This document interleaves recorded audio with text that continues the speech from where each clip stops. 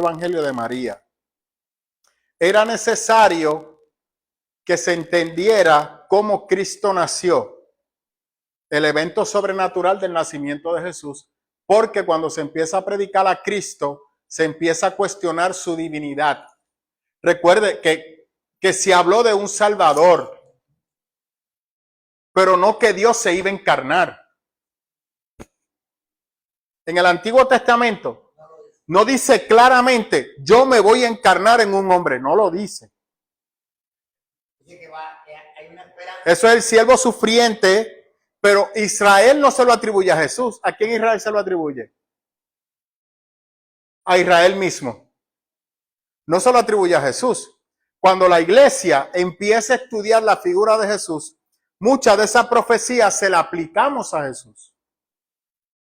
Pero eso es un asunto de la iglesia que hace la teología de Jesús. Por eso está un término teológico que se llama la cristología, que se dedica a estudiar total y plenamente la vida de Jesús.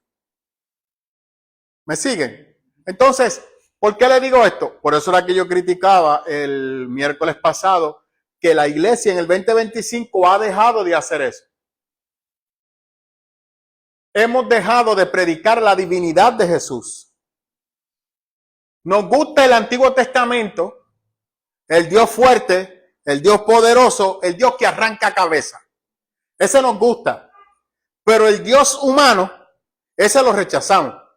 Usted le habla a un cristiano de un Cristo humano, no, háblame del poderoso que está en el cielo. Porque eso es debilidad. Es debilidad, no, háblame del Dios fuerte. Yo no quiero un Dios débil. ¿Qué pasa? Que Jesús se muestra de una manera sobrenatural. Es un hombre. Mire, esa es la guerra de Pablo. Esa es la guerra de Juan. Porque la iglesia o las personas que están escuchando el evangelio no pueden asimilar que un Dios todopoderoso, perfecto, se hizo hombre, se hizo pecado.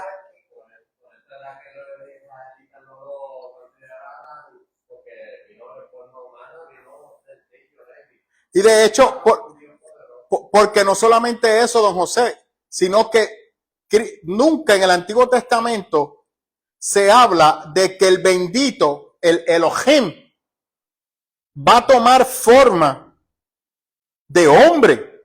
Eso era irracional. Porque claramente Deuteronomio dice que el hombre que diga en sí mismo ser Dios, sea lapidado. Por eso es que Jesús es llevado a la cruz por la ley. Porque Cristo se hizo hombre. Por eso es que cuando los testigos de Jehová vienen con ese cuento, rápido usted le puede matar el pensamiento cuando usted le dice por qué Caifás lo mandó a matar. Ah, por su mensaje. No. No fue por el mensaje. Es por lo que Jesús le está diciendo a Caifás. Caifás le dice, tú eres el hijo del bendito. La lenguaje actual. Tú eres el hijo del Elohim. Entonces usted te dijo, pero ahorita te dice hijo. No. Usted tiene que entrar al contexto de Israel. Tú eres Dios encarnado. Tú eres la esencia de Dios. Y Cristo le dice, sí, tú lo has dicho. ¿Y qué hace Caifás? Se desgarra la vestimenta. ¿Por qué? Porque ha escuchado una herejía. Un hombre se ha declarado como Dios delante de él. Y tú sabes que yo estaba estudiando hoy y eso empieza desde que él tira la mesa y todo eso, porque ahí él le deja saber también, en el patio, él le deja saber quién es él. Entonces, cuando él se revela de esa manera, ellos lo quieren apedrear. Hay una ofensa hacia la autoridad del templo en esa acción de Jesús. Se podía ver mal. Para ellos fue una ofensa porque lo que Cristo estaba cuestionando era que... Espérese, déjame dejar esto ser.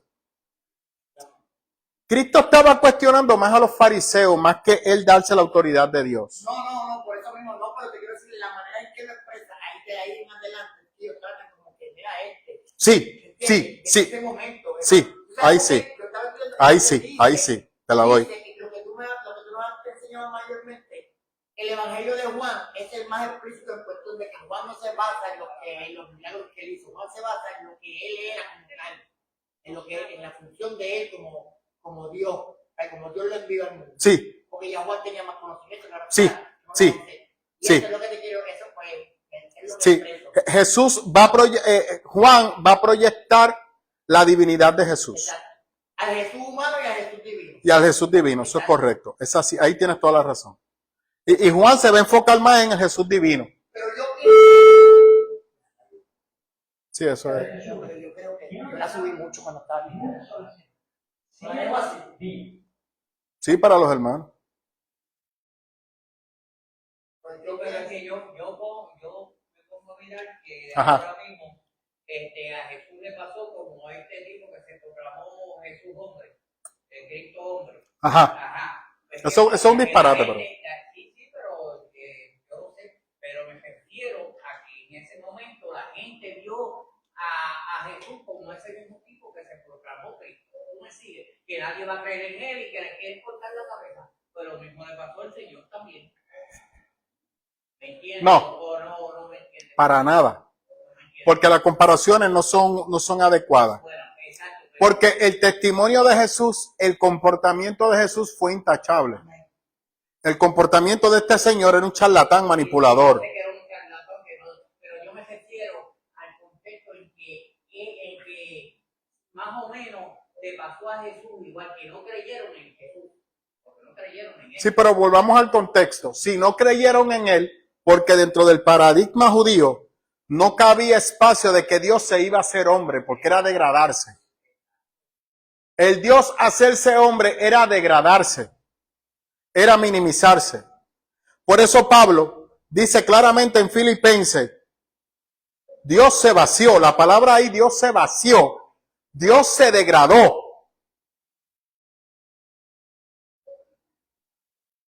Un judío escuchaba eso y le ponía una X. Eso no es de Dios. Dios no se va a rebajar así. Y Pablo está diciendo, sí, Él lo hizo para salvarte a ti, porque no había otra manera para salvarte. O sea, hoy en día nosotros lo vemos como algo positivo. De hecho, muchas iglesias no estudian eso de esta manera, porque nuevamente seguimos predicando al Dios poderoso, al Dios que me da la victoria, al Dios vencedor. No al hombre. Pastor, y se podría ver como que No, dale, una pregunta preguntativa. Que Dios, de una manera u otra, a su propio pueblo, claro que son los que más lo rechazaron, y a los que él vino, pero no lo recibieron. De manera de que él no le presentó ese último proceso de Cristo, como iba a llegar con un castigo, para que verdaderamente el que no siguió la instrucción que él dio desde un principio, porque eso viene del Antiguo Testamento, pues errar en la manera en que No. porque ellos no esperaban un rey. No, porque ya la mente de ellos estaba cautiva. Y ya desde Isaías él había dicho, a los suyos vino, mas a los suyos no les recibieron, porque realmente Cristo no cumplió con las expectativas que ellos tenían. Yo lo digo a veces de forma sarcástica, hoy estoy más tranquilo. Les digo la verdad, Cristo hace lo mismo hoy y la iglesia tampoco lo va a aceptar, porque el paradigma que tenemos de Jesús no es el que la Biblia nos enseña. Hemos sacado a Cristo hemos sacado la Biblia y la hemos sustituido por versículos motivacionales para que la gente se mantenga confiada, inspirada. Y te pido disculpas, lo digo, y el que se quiera incomodar, pues lo siento por usted. Usted lo que tiene que hacer es pagar diezmo y ofrenda y se acabó. Y ahí usted recibe su salvación. Y el diezmo y la ofrenda, lo que yo te voy a dar el domingo es motivacional, inspirarte, para que tú con un cuchillo seas victorioso allí en este mundo, porque eso es lo que tú necesitas nada más. Así que yo te voy a dar las herramientas todos los domingos, te voy a dar el ánimo y la fuerza que tú necesitas para ser feliz allá afuera y para tener éxito en este mundo que es un desastre. Pero los que confían en Dios, Dios lo va a bendecir y les va a multiplicar. Así que mantente diezmando y ofrendando, sé fiel al Señor con tu diezmo y tus ofrendas, para que tú veas las grandes cosas que Dios va a hacer en ti. Entonces, de esa manera la iglesia, ¿qué hace? Se mantiene enfocada y se mantiene motivada. Y los domingos viene a buscar ese ánimo, esa fuerza, viene a recargar baterías, viene a desconectarse de este mundo, de las malas noticias de este mundo. Yo quiero aquí algo fresco, algo que me dé fuerza para cuando yo otra vez me monte en el carro, estar tranquilo y poder continuar el resto de la semana. Así que todos los domingos vengo a recargar. Por eso necesito una alabanza que me relaje, que desde que yo entre me ministre. Mire que estoy hablando serio. Que desde que yo entre me ministre, yo pueda sentir esa paz del Señor. Por eso muchas comunidades no te tocan temas complejos ni situaciones sociales, porque eso no es lo que la iglesia necesita. Tú vienes aquí a recibir este remanso de paz, este oasis en todo este desierto para sentirte fuerte y poderoso. ¿Y qué estamos haciendo? Estamos educando o desarrollando iglesias no empáticas con la realidad social y desconectado de su propia realidad. Porque entonces lo que tú estás predicando es una visión tipo felicidad plena dentro de este mundo colapsado. Y eso es lo que el cristiano va a buscar. Pero llega un momento que la realidad le va a dar en la cara. Y cuando esa realidad le dé en la cara, entonces ya la iglesia deja de ser una alternativa.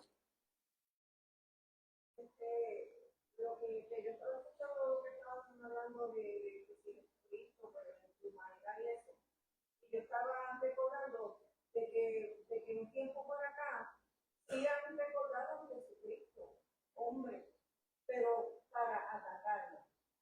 En el sentido de que si tuvo una relación con María Magdalena, que si tuvo hijos, que si el secreto de Da Vinci. El código de Da Vinci.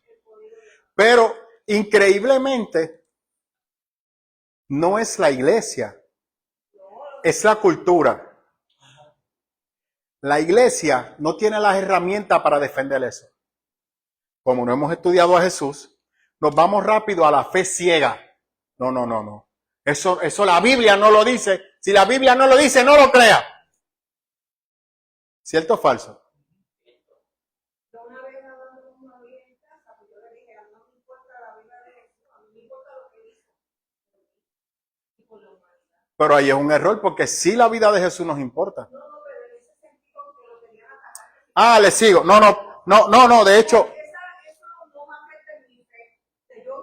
A usted no, pero a otros sí.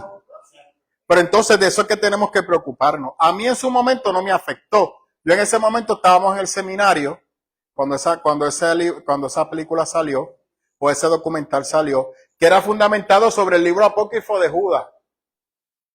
Y fue escrito en el siglo IV, siglo V después de Jesús. Y nunca fue parte de los libros principales de la iglesia. Y la intención de ese libro era humanizar más a Jesús. No era destruirlo. La iglesia lo vio como una amenaza porque se salía de nuestro paradigma. Cuando la iglesia simplemente lo que tenía que hacer era invocar sus textos originales y el mismo texto se defiende. Bien. Ahora, ¿hubiese sido un pecado que Jesús se casara? No. Él era un hombre. Y él cumplió con los criterios de Israel. Al contrario, si se hubiese casado, hubiese tenido más peso. Sí, pero para muchas personas era imposible porque siguen viendo al Cristo divino. El Cristo que no sufrió, el Cristo que no sufrió ira, el Cristo, y le pido disculpas, no quiero ser sarcástico, pero quiero ser realista, que no fue al baño, que no tuvo hambre, que no evacuó, que no orinó. La gente no quiere pensar en ese Jesús. Jesús nunca hizo nada de eso. Que no era necesidad que se bañara porque él se levantaba olor a flores. Que no tuvo necesidad de lavarse los dientes porque su pelo es como el Jesús que a usted le fascina, que siempre estaba rubio, peinado y con un rostro limpio, perfilado. Ese era Jesús. Mentira. Claro, una cosa espectacular, mentira. Por eso es que Israel choca. ¿Cómo tú, siendo una figura común y corriente, vas a decir que eres Dios encarnado? Muéstranos quién tú eres. El hijo de José el carpintero. Los otros días alguien puso algo. Jesús era más que un carpintero. Entonces trata de decir que Jesús estuvo mire, que yo se lo iba a traer. Jesús estuvo 30 años en secreto preparándose para el momento de éxito de su vida. Jesús fue más que un carpintero. No. Jesús fue un simple carpintero. Y eso a las personas les choca. Y eso no es nuevo, porque en el tiempo de Jesús también al pueblo le chocaba. Por eso estos estudios son espectaculares. Porque te muestran cómo Jesús era. Este muchacho está hablando del Jesús que la iglesia han dejado de hablar. Y deben de hablar. Y es una vergüenza. Porque eso nos toca a nosotros. Pero no hablamos de eso. Porque llegó segundo. Milagro del Señor. Esas son, yo siempre he dicho que esas son, porque mamá viene y me dice, no, pero él demuestra que como que cree en Dios. Y yo le digo a mamá, mira, ¿sabes qué? Verdaderamente esas son las prédicas que Dios ha permitido que se cuelen para que nosotros entendamos. El conocimiento viene de ahí, de la realidad. Porque tú sabes que la realidad la hemos disfrazado. Esa es la verdad que hemos disfrazado la realidad para que otros estén contentos. Y eso lo dice Pablo en un momento dado, se lo dice Timoteo. En los últimos tiempos tendrán muchos con un palabreo terrible, y Dios me palabra, con un montón de cosas que te van a impresionar, hasta podrán convencer a los mismos que ya están convencidos de que Cristo es real y de que viene pronto, lo van a convencer, y eso es lo que pasa. Y estas personas, porque yo sé que él no tiene ninguna fe en Dios, él simplemente estudió lo que verdaderamente iba a promover eso que él está haciendo en su carrera. Pero Bueno, no tiene nada de fe en Dios. Nosotros en el seminario estudiamos eso. Por eso. Entonces yo no tengo miedo a eso, en el seminario tú lo estudias. Por eso, Ahora, una de las cosas que Paola me escribió, pastor, pero es que él habla de dos Jesús, el Cristo místico y el Cristo histórico. Yo le digo, sí, y te tengo malas noticias.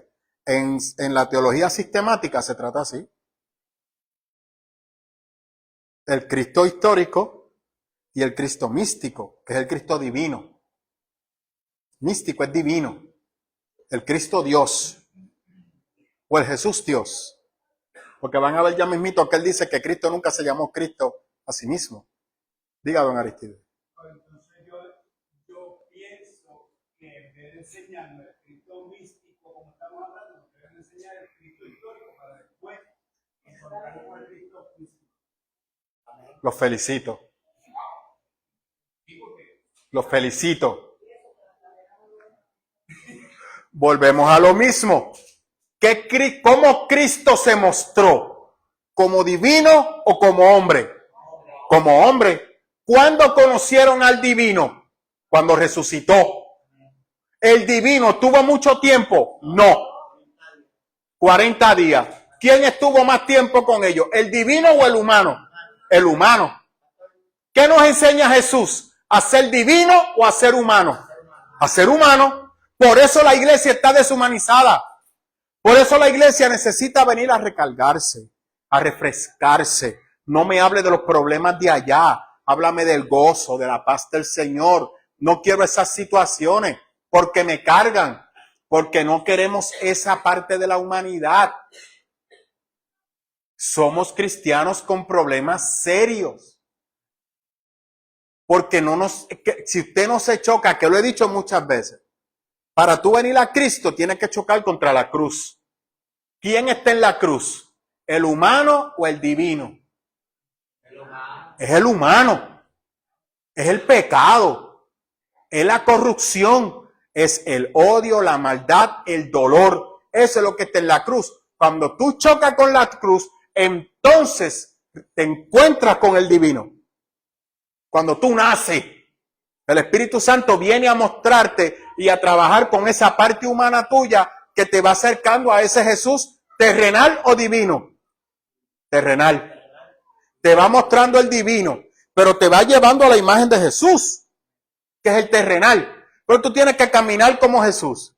Tienes que vivir como Jesús. Tienes que amar como Jesús. Tienes que ver la humanidad como Jesús. ¿El divino o el terrenal? Por eso se hizo hombre, para enseñarnos a vivir. ¿Cristo tenía que hacer lo que hizo? Técnicamente no. Entonces, ¿por qué lo hizo? Porque la humanidad no había manera que se encarrilara. La humanidad estaba pesimista. No hay manera de tú agradar a Dios. ¿Qué hizo Dios? Se hizo humano y nos demostró que dentro de este mundo colapsado tú puedes vivir en la voluntad de Dios, porque Él mismo lo hizo. No hay excusa. Por eso yo no rompo la divinidad ni la humanidad de Jesús. Yo no la rompo. Porque esa humanidad me dice a mí que en este mundo colapsado de su Espíritu Santo, de la misma manera que el Señor, tú y yo tenemos, oye lo que te voy a decir, que lo he dicho antes, ahora lo voy a decir más suave. Tú y yo tenemos la misma herramienta de Jesús. Jesús fue humano y divino. La moral de Jesús se alimentaba de su fuente divina. Fue para lo único que la usó, para nada más. Nos dejó una parte divina que es el Espíritu Santo, que es donde tiene que estar fundamentada nuestra base moral. Si Cristo triunfó, te dejó a ti todos los elementos para que tú también puedas triunfar. Por eso es que en Apocalipsis 20 no tenemos excusa, nadie.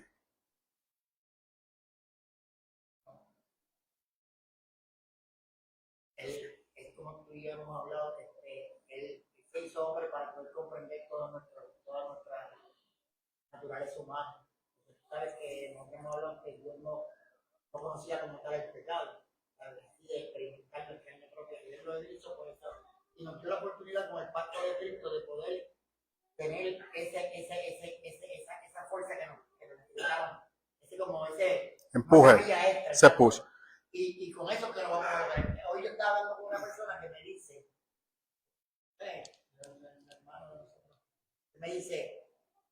yo le estaba dando un poquito de fortaleza y ella me dice, no, es que esto es complejo, que es cierto, esto hay que tener mucha fe. Yo le digo, no, la fe ya está, porque todos los hermanos hacen algo, pero lo que pasa es que hay un momento dado que tú sabes que Jesús le dice a los discípulos, cuando Pedro, no hace mucho estaba hablando de eso, pero cuando Pedro le dice, difícil cosa es ser salvo, entonces, cuando el rico, ¿verdad? ¿Se acuerda del rico? El joven rico, sí. ¿Qué le dice? Pedro, lo que para el hombre es imposible, para Dios es posible. Eso es correcto. Entonces, ¿qué pasa? Yo le digo, esto es fe, pero ¿sabes lo que te ayuda?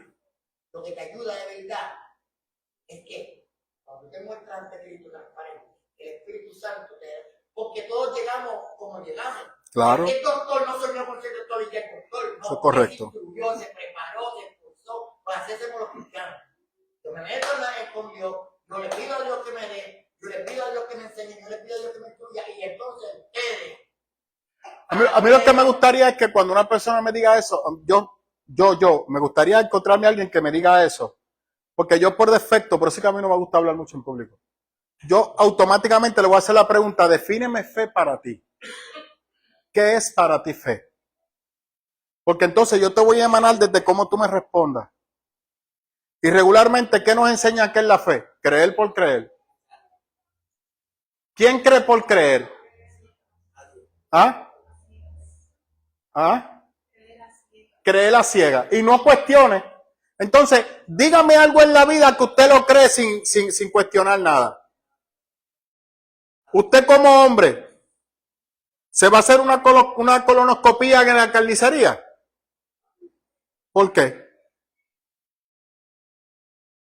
Ahorita fue allí a hacerse una colonoscopía en la carnicería. Todavía tiene la consecuencia.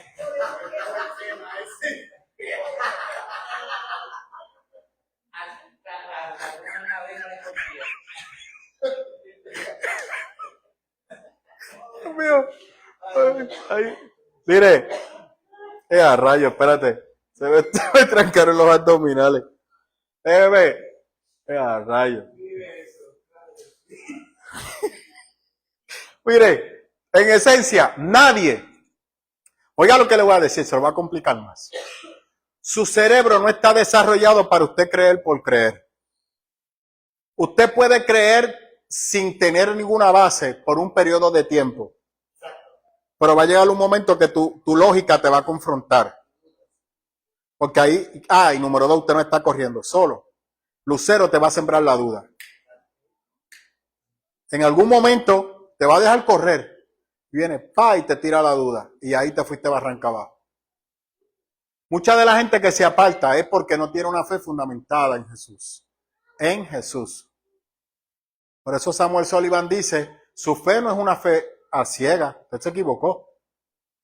Ahora mismo, si lo que este señor dijera es falso, y se demuestra que ese libro que tú tienes, llamado la Biblia, nada de eso ocurrió, tú y yo estaríamos aquí en un club social motivándonos e inspirándonos, porque eso no sirve para nada. Perdiendo el tiempo, pero nos estamos entreteniendo y aprendiendo a ser buenos seres humanos. That's it. That's it.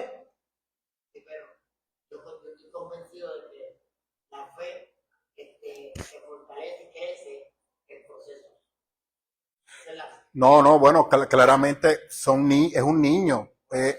Yo no le puedo pedir a Mateo que el domingo venga y predique, y que predique como Manuel Següere predica, que no venga con chapucería. Yo no puedo hacer eso. Mateo es un niño. Yo tampoco puedo pedirle a Mateo que se comporte como un adulto.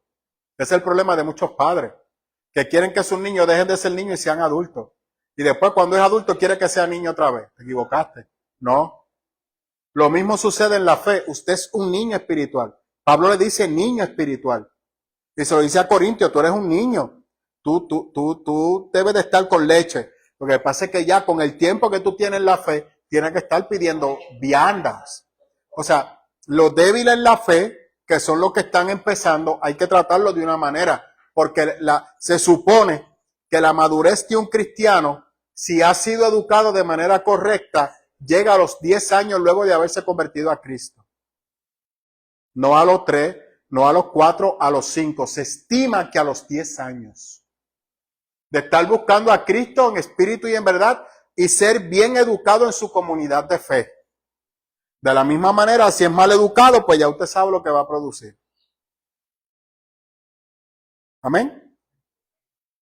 Escuché Hermano, tengo que poner el video. escuché de algo que me gustó mucho, que creo que Cabano fue el de nosotros Martínez, pero dijeron, Dios te llama, la iglesia te recibe y el Espíritu Santo te capacita.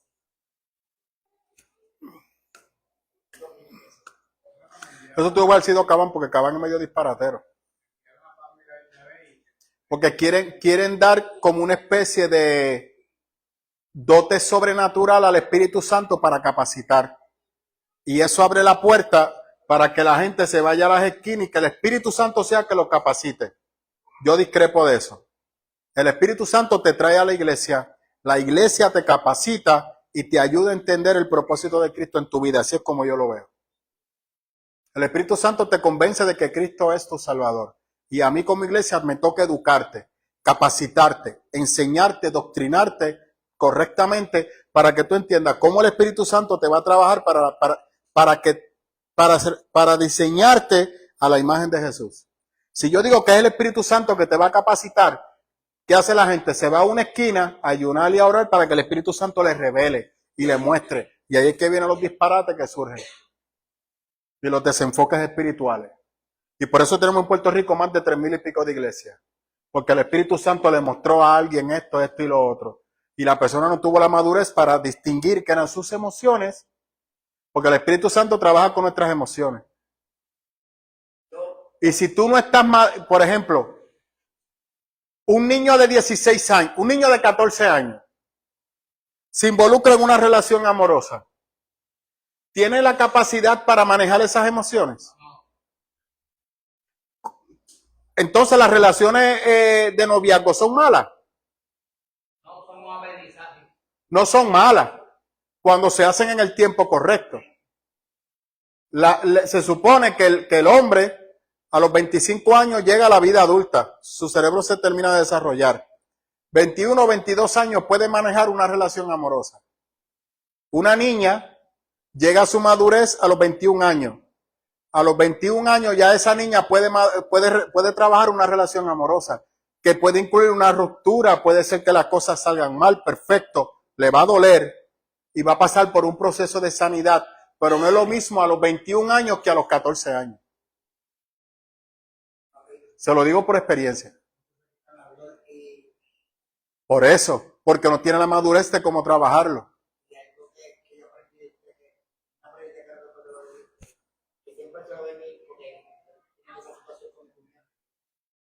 Yo trabajo, bueno, sí, trabajo mucho primeramente con el ser humano en las emociones. Que tener control, te digo porque yo te lo digo porque yo, en caída, yo lo admito. Yo me caí después de haber conocido a Cristo como lo conozco. Yo me crié en el Evangelio, en el camino, pero me fui instruido y siempre Dios fue como que algo para mí, eso tú me entiendes. Yo siempre tuve algo con él que yo siempre he dicho que yo lo tenía con él. Cuando yo lo conocí, que yo dije, Andrés, ahora yo te conozco, wow, yo no sabía lo que eran las palabras. Y yo me caí porque yo me dejé llevar por mis emociones. Y mis emociones fueron las que me llevaron a todo lo que yo hice, todo. Entonces, había una emoción más fuerte que todo. Y te lo digo porque hoy en día yo puedo hablar de mi madre y no es como yo hablaba antes. Pero es que realmente tú no te desconectas de la realidad. ¿Cuál era el problema de los 12 apóstoles? Era la emoción. No es que tú nunca has dado ese estudio. Tenía un problema emocional horrible. Usted y el video y cero más comentarios. Por eso es que yo siempre he dicho que los apóstoles no tuvieron un encuentro con Dios, que lo tuvo fue Pablo.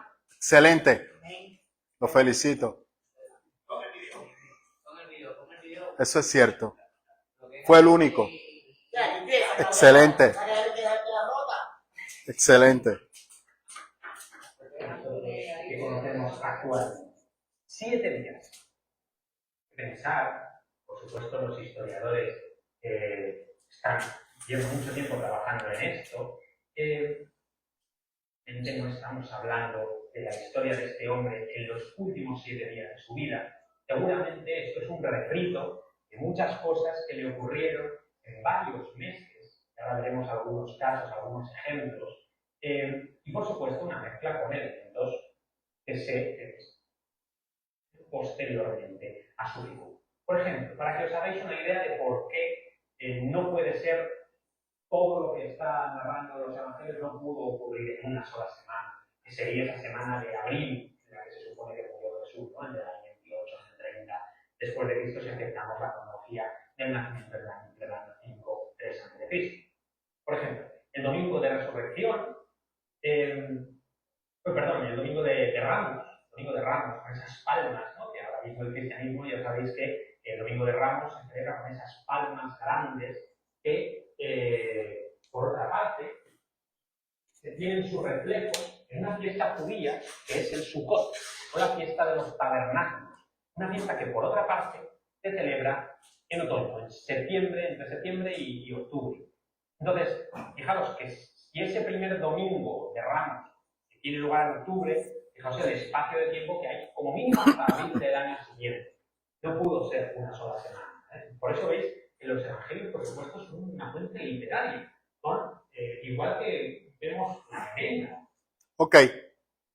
Él parte usando de referencia a los elementos históricos de la tradición de Israel, pero no se celebra esa actividad porque Jesús en el calendario judío como un elemento judío, ¿no? La actividad quedó fuera del marco porque Cristo va a aprovechar el rumor que hay en la gente de que Él es el Mesías. Cristo lo va a usar a su favor.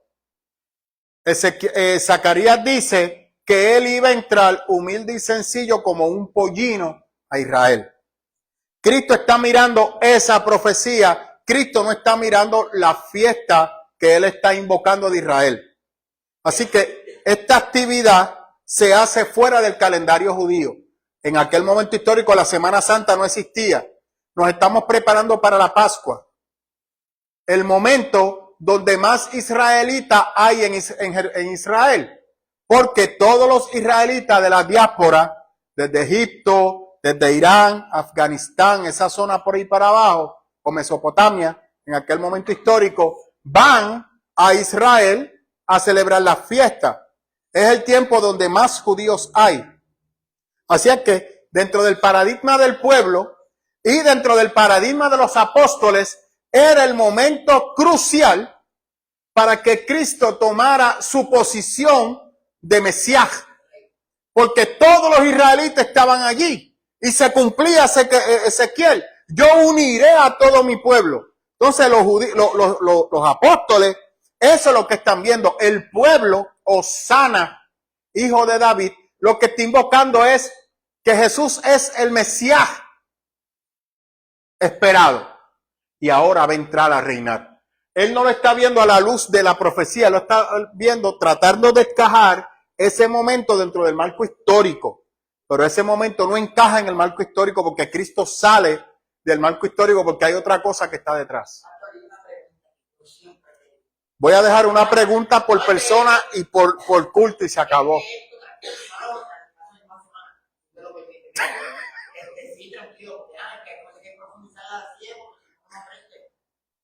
La Semana Santa es de los católicos. ¿Quién hizo? Porque si eso no aparece en como la cita No, que dio. no. Están imitando. ¿Ah? Yo para mí que es una imitación de lo que pasó con No. la palma esa. Sí, porque es el Domingo de Ramos. Pero ¿quién lo hizo? ¿Qué se hace la Iglesia Católica? La Iglesia Católica.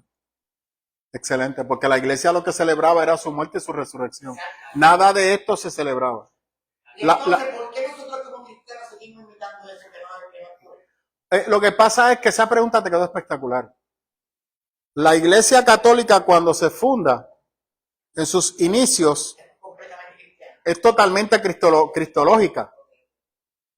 De hecho, el bochinche del Cristo divino y el Deus hombre, el Deus homo, el Dios hombre, la iglesia lo tiene que defender en Nicea, que es en 325 después de Cristo. Y ahí es que Eusebio, por primera vez, se redacta un libro sobre la historia de la iglesia de una manera formal, porque previo a eso la iglesia era un grupo pequeño que era perseguido, que fue destruido, que fue minimizado muchas veces, casi para destruirlo, y se mantuvo, y en Nicea ya la iglesia viene a descansar, y de hecho surge un cisma dentro de la iglesia, porque muchos vieron que la iglesia había perdido su norte, y dentro de su psiquis estaba que para tú ser cristiano tú tenías que soportar el sufrimiento. Y ahora la iglesia, al dejar de ser perseguida y estar en paz, ha dejado su esencia. Ha perdido su norte, porque ahora va a dejar de sufrir para estar tranquila. Y hay muchos que no se funden con esa posición, y hay un cisma donde hay una iglesia se va paralela al Estado.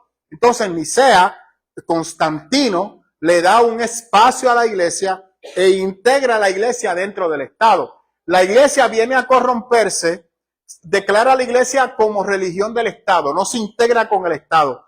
La iglesia se integra con el Estado casi siglo XI, siglo XII después. Y ahí es que vienen los desfalques, los trucos y las cosas raras para mantenerse en el poder. Y ahí es que entonces se desarrolla la iglesia católica, apostólica y romana. La palabra católico es universal y la usa Eusebio. Eusebio dice, la iglesia es universal, y al Evangelio de Juan se le añade católico, porque Juan le predica a toda la iglesia.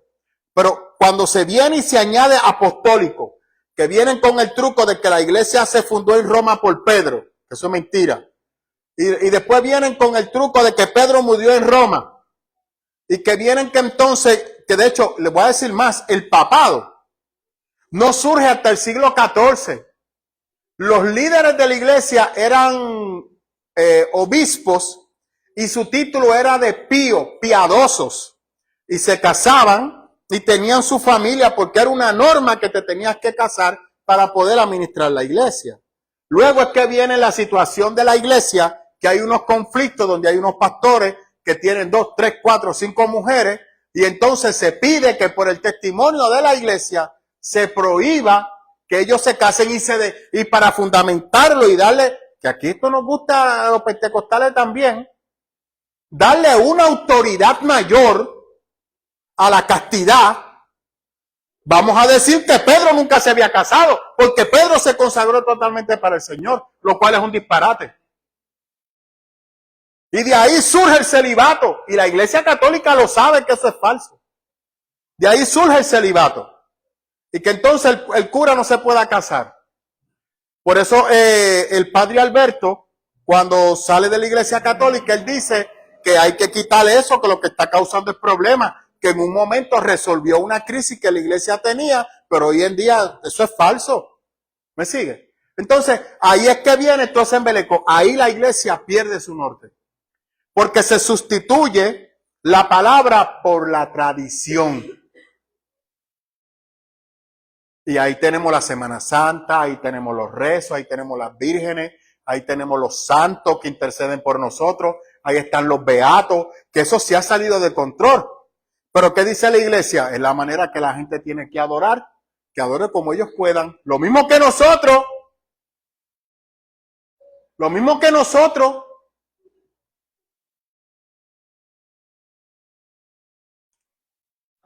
Pues esto es lo mismo. Los evangelios son una fuente literaria y por tanto se toman licencias como esta de convertirnos una serie de narraciones de este hombre que fue condenado y nos las condensa en, pues como estamos viendo, una sola semana, que no puede ser.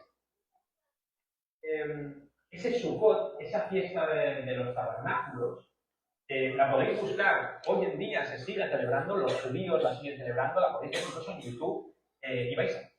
La fiesta de los tabernáculos aparece en los evangelios. Cuando se va a celebrar la fiesta de los tabernáculos, le dicen a Jesús, vamos a Jerusalén, y él dice, no voy, porque si voy ahora, me van a matar. Y le dice a los apóstoles que se vayan, y después Jesús va disfrazado. Pero es una fiesta diferente, pero sí existe esa fiesta. Con las mismas palmas, exactamente con las mismas palmas que los cristianos utilizan en el Domingo de Ramos. Y esto es precisamente lo que nos está hablando de que el cristianismo está traduciendo, está amalgamando tradiciones Yo sé que él no está hablando de eso, pero déjeme mostrarle algo. anteriores. ¿Usted vio esto? Que está aquí. Elizabeth, ¿lo ves? ¿Tú lo ves ahí atrás, segundo? ¿Ah? No, esto aquí debajo, esto. Esto, sí, esto. Esa era la legión romana. Así era como los romanos se defendían. Los que estaban atrás con sus escudos protegían al que estaba al frente. Y el que estaba al frente tenía el escudo para proteger acá. Y acá había otro grupo para proteger acá. Era un flanco perfecto. Se cubrían la cabeza, más tenían el yermo para entonces ir a la guerra. Pablo era así como veía la iglesia cristiana. Era un ejército que se protegía mutuamente de los ataques del enemigo. Como lo hacemos hoy en día. Puede ser esta, el Sukkot, que modifican para crear pues, nuevas tradiciones que son pues como el Domingo de Ramos que estábamos diciendo. Es cierto, eso no existía. Tiene otro sentido totalmente distinto. Eso no existía. Domingo de Ramos no existía. Eso la iglesia lo hizo como una tradición. Lo mismo que el Viernes Santo no existía. Porque lo que se celebra en esa fecha es la Pascua. Tampoco. La entrada de Jesús en Jerusalén se debió producir precisamente durante... La única actividad que la iglesia integra, de hecho, de tiempo no lo hemos hecho, Elizabeth, la cena. La cena se integró como un mandato de parte de Jesús que recuerda dos cosas. Bueno, son tres. Que él se encarnó, que él murió y que él resucitó. Y que regresa. Eso es correcto. Y que regresa. La cena no es solamente, por eso no me gusta la de Pablo. Pablo habla de que no es, Pablo no está hablando de eso. No lo sé, pero que personas nuevas que nos están viendo. O sea, en otras palabras, usted tiene que recordar que él nació, que él murió, que él resucitó y que regresa.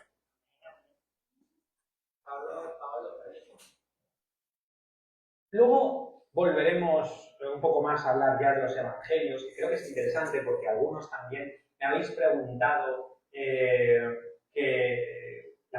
por las fechas de los evangelios, lo estoy viendo por los comentarios, así que luego vamos a volver a ello, pero creo que es interesante que hablemos precisamente de la condena, porque tenemos a un personaje fundamental, a un personaje principal, que es Poncio Pilatos.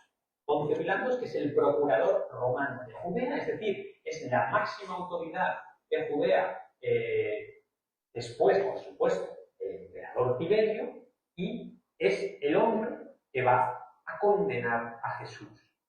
Y aquí os empezará a chocar todo lo que voy a decir. Si conocéis la fe cristiana, os va a empezar a chocar todo y ahora veremos cómo. Jesús, recordamos, judío radical, que busca la llegada del reino de Dios en la tierra, rechaza la autoridad romana, rechaza al emperador Tiberio, porque dice que el único divino es Dios, es Yahvé.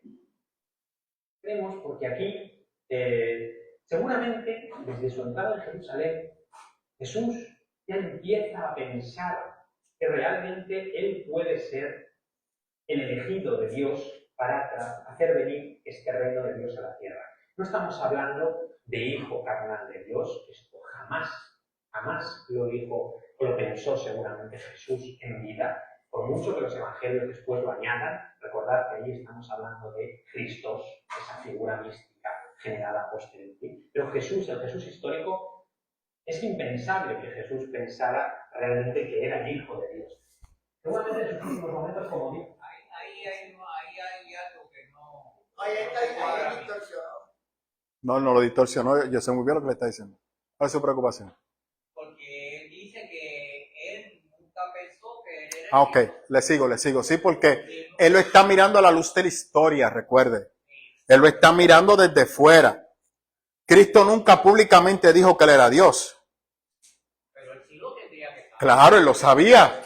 Lo que pasa es que aquí vamos con Jesucristo Superstar. Que él se enteró que era Dios después. No. Pero él nunca se proyectó como Dios. Nunca. No, pero lo que te quiero decir es. Aunque estuvo implicado. Exacto. Pero la Estuvo manera implicado. que Él lo está proyectando en una visión histórica. Sí, pero él dice que nunca pensó. Eso es imposible de escuchar. Pero bueno, ahí él sabe que está hablando una estupidez. No es una estupidez. Este es el marco histórico. Pero lo que te quiero decir es que acuérdate que Cristo siempre llamó a Dios Padre. Y tú no llamas Padre a alguien que no es tu Padre. Lo que pasa es que ahí tú tienes... Eso siempre que... Sí, pero ahí tú tienes que entrar, él no está entrando en la cultura judaica. Eso- Correcto. No, pero no, él parte desde el marco histórico, él lo está mirando desde afuera. Sí, pero no me vengas a decirme tú a mí que el que está en la entrada no sabe que a veces el pelotero tiene una culpa. Seguro que lo sabe. ¿Cómo tú mezclas? Pero lo que te quiero decir es que él sabe la historia, él sabe que no puede decir como él asegura, no, Cristo nunca pensó. No, te sigo, pero está hablando de este historiador. Él porque, por ejemplo, técnicamente hablando, ante Roma, él se proyectó como Dios. No, jamás en la vida. Entonces nunca lo dijo. No, jamás en la vida. Por el contrario, le hizo una pregunta y él no le contestó. Jesús no le contestó, ni a Nerón, ni a Herodes. A ninguno de los dos le contestó.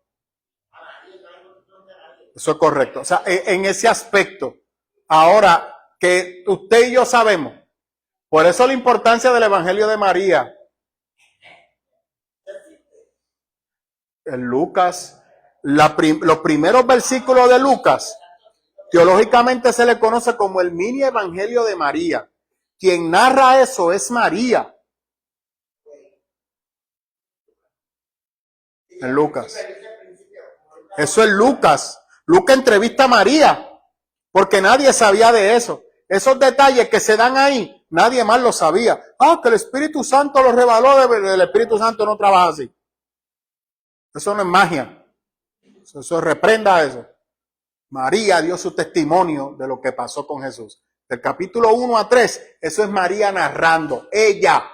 ¿Y quién le va a cuestionar a María si ella es testigo y ella fue la que vivió esa experiencia? Nadie. Por eso María es una figura importante dentro de la iglesia. Lo que pasa es que nosotros los pentecostales hemos dejado fuera a María por la visión distorsionada de la mariología de la iglesia católica.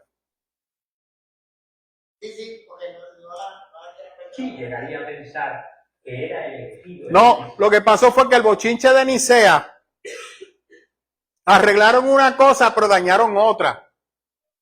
Porque entonces defendieron la divinidad de Jesús. Excelente.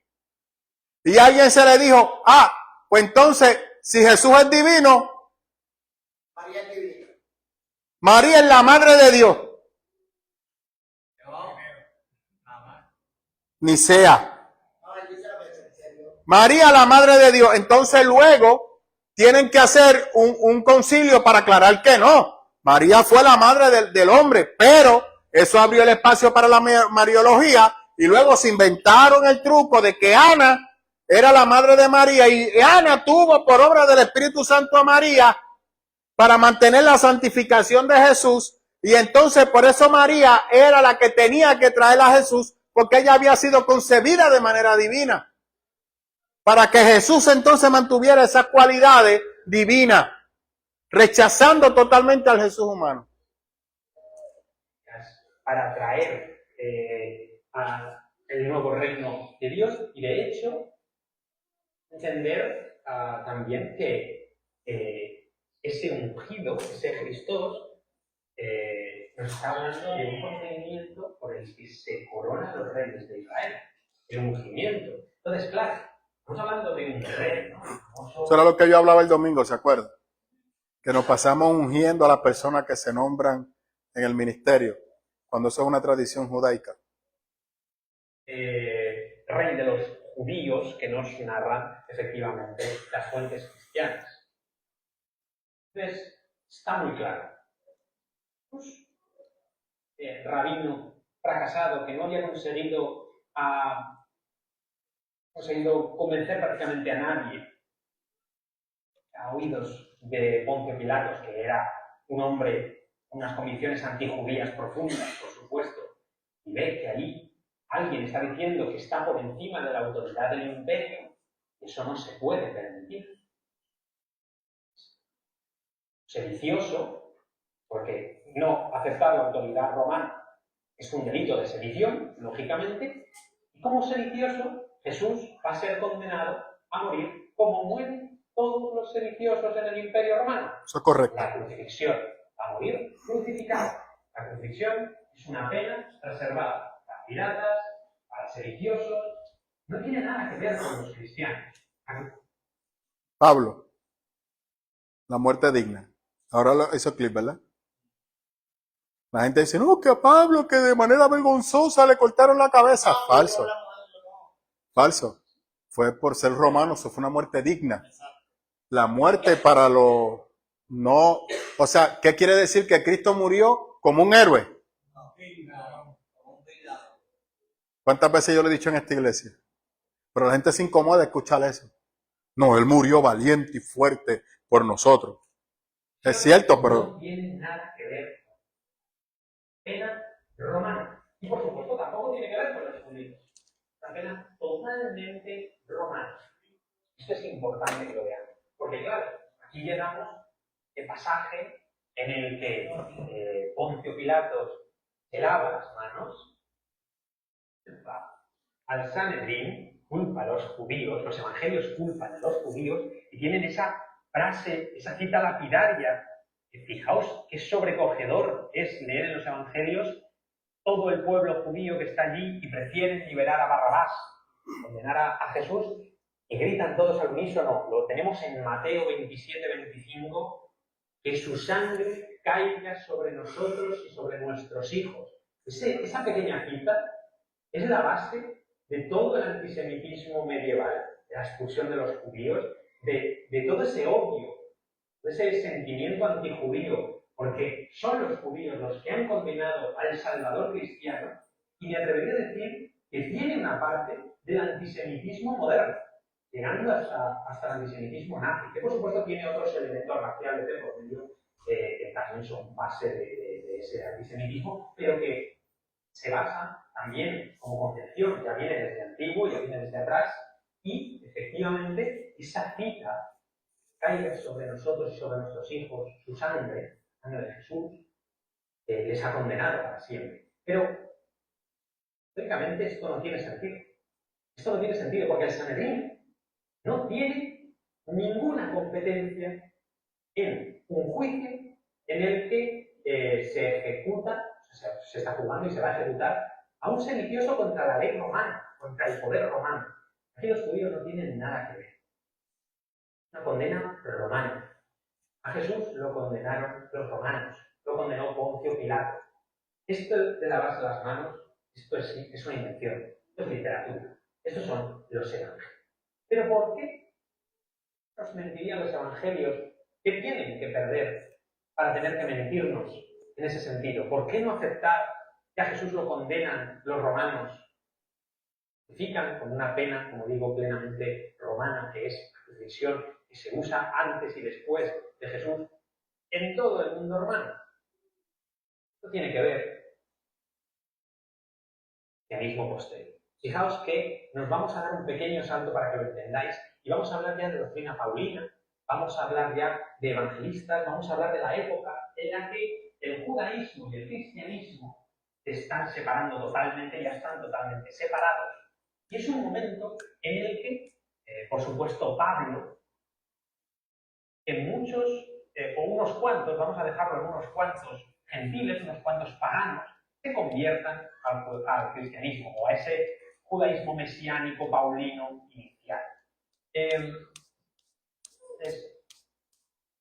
Estas enseñanzas de Pablo y las posteriores, a gente que no es judía, hablan a gente que es de tradición, de la tradición tradicional romana. ¿Dudas que tengan hasta ahora?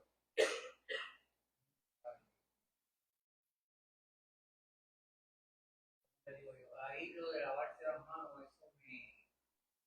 Sabe que nosotros estamos acostumbrados porque se lavó las manos porque no quería involucrarse en la situación. Sí, en eso que usted opina. Turbina. ¿Qué opina sobre eso? De si se la lavó, pues dicen que no se la lavó. Hay fuentes históricas que dicen que realmente eso es un relato más adelante porque no hay nadie que estuviera allí presente para... Recuerde que los evangelios son testigos visuales que vieron. Y en ese momento histórico los apóstoles estaban todos escondidos. Pero ¿le resta o no al texto? Para mí no. Porque Jesús es juzgado 2 veces. Los judíos lo quieren eliminar porque dice que es Dios. Los romanos no lo pueden juzgar por eso. Eso yo una vez lo expliqué hace años atrás. Creo que cuando estábamos en el cruce. No hay manera que un romano crucifique a un hombre por decir que es Dios, porque eso es un loco, va a decir el romano. Los romanos lo juzgan porque dicen que él es rey. Y en el tiempo de Jesús había muchos movimientos mesiánicos que estaban provocando muchos problemas y mucha crisis. Entonces Judea era un dolor de cabeza para los romanos. Entonces, estos movimientos sediciosos, que luego lo vemos en Masada, los romanos lo eliminaban matando a toda esa gente. El caso de Jesús es diferente. Jesús murió solo.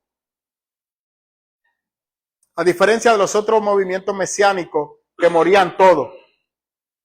Jesús murió solo.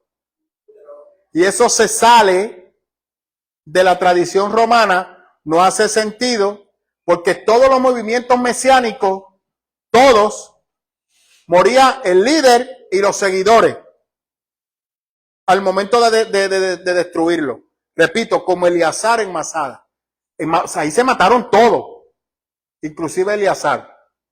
De hecho, se cometieron suicidio o se mataron mutuamente. Pero la duda que yo tengo es, él dice, bueno, ha explicado que Judea, Israel, era una colonia de Roma. Sí, Por eso. era un estado vasallo. Por eso es que él dice que los judíos no fueron los que lo juzgaron. Exacto. Pero los judíos fueron los que presentaron su causa para que fuera juzgado. Sí. No, ellos se lo entregaron a Roma. Ellos lo juzgaron. Por eso te quiero decir. Pero era típico, por eso le estoy diciendo, él lo ve la parte romana, yo le estoy la parte judía. Era típico que los judíos, para defender a su pueblo, entregaran a un Mesías. Barrabás no era ningún loco. Barrabás era un nacionalista. ¿Qué hacía Barrabás en una cárcel romana? ¿Quién lo entregó? Los judíos lo entregaron para que el pueblo tuviera paz. Los judíos, la pena de muerte, los judíos la perdieron. Porque son un estado vasallo de Roma y lo usaron mal. Cuando Roma toma el control de Judea, le quitaron esa autoridad porque estaban matando a mansalva. Entonces Roma dice, no, los únicos que tenemos derecho a quitar la vida somos nosotros, nadie más. Y le quitan eso. Ahora, los judíos se las apuntaron, dése cuenta que cogieron a Esteban y ¿qué le hicieron? Lo apedrearon, pero eso lo hicieron ellos callados, lo hicieron en el templo, limpiaron la sangre, recogieron todo y enterraron a Esteban, callado, a espaldas de Roma. Luego ellos reciben una autoridad de parte de Roma para ayudar a Roma para eliminar a estos cristianos que son unos problemáticos que están en contra del Estado. Nosotros no, Roma, nosotros estamos contigo. Pero ya que para que esto no se salga de control y por la paz de Israel, vamos a eliminar a esta gente. Por eso es que se separa el cristianismo del judaísmo. Porque eso yo no sé por qué los cristianos quieren volver al judaísmo otra vez. Tanto, no pueden presentar a un Jesús acusado y condenado por las autoridades romanas como realmente debió ocurrir. Pueden hacer eso, porque ningún romano se va a convertir. Hay una realidad. La Iglesia Católica, cuando toma el poder para defender a Roma, le echa la culpa total a los judíos. Por eso Martín Lutero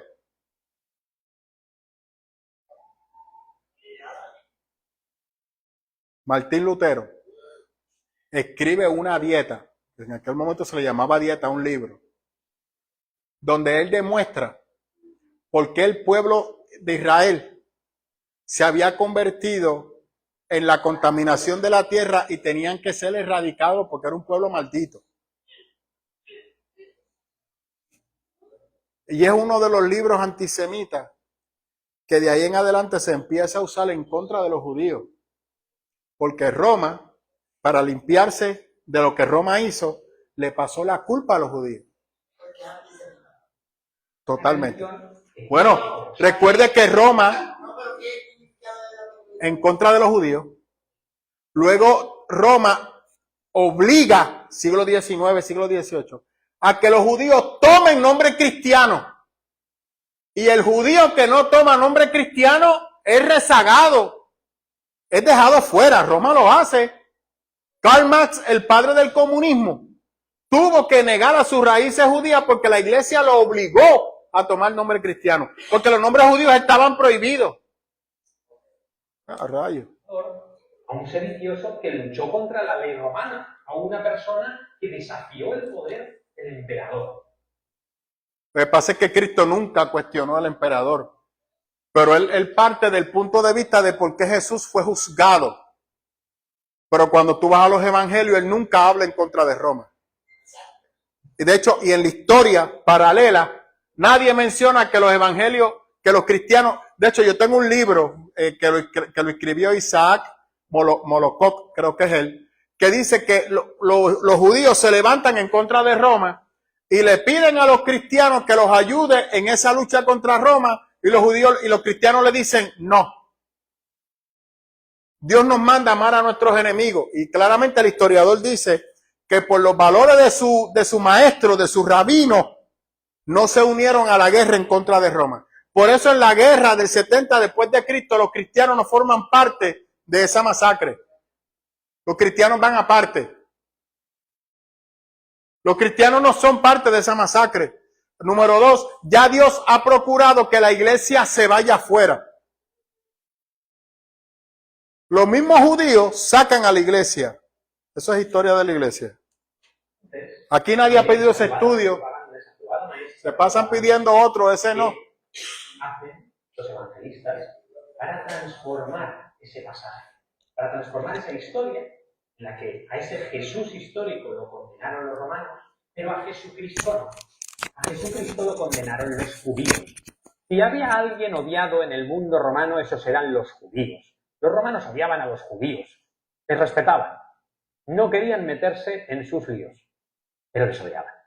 Entonces, si los cristianos encontraban un chivo expiatorio, Dios, en el judaísmo, sabía que los romanos seguramente estuvieran más inclinados a aceptar a este Mesías, a este Salvador, porque Jesús habría sido condenado por los romanos, que se lavaron las manos muy hábilmente en ese texto literario, sino que fue condenado por los judíos. Fijaos en cómo cambia la historia, en cómo esta narración le han dado la vuelta totalmente, y a un personaje que no tendría que despertar ninguna simpatía entre los romanos, de repente lo hace. Están desjudaizando a Jesús. Y es que hoy en día nos ha llegado ese Jesús desjudaizado.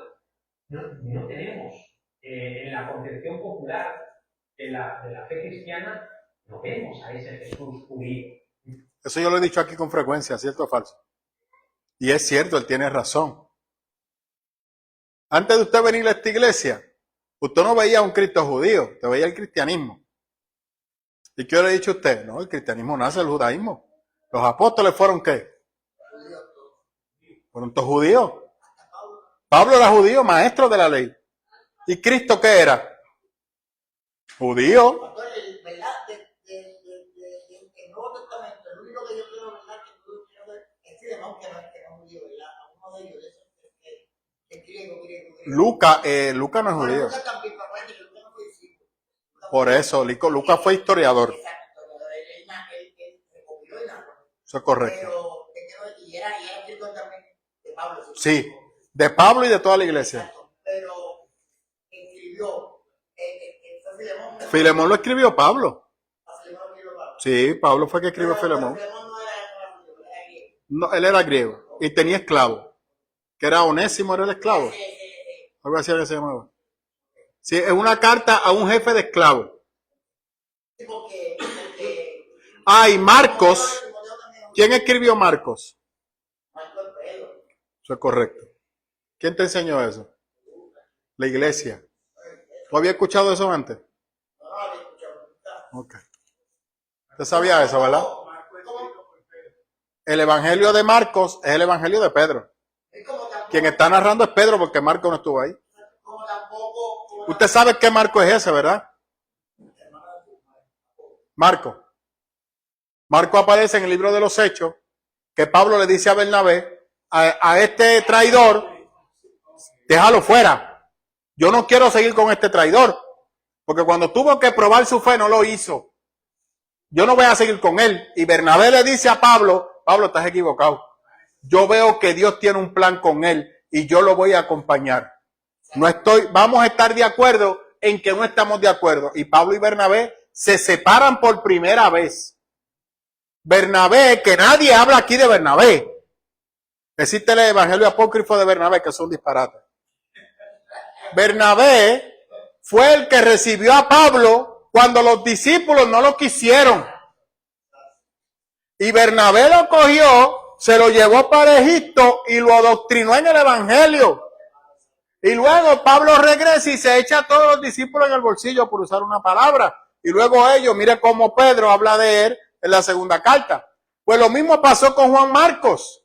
Pedro lo rechaza y luego Bernabé lo toma.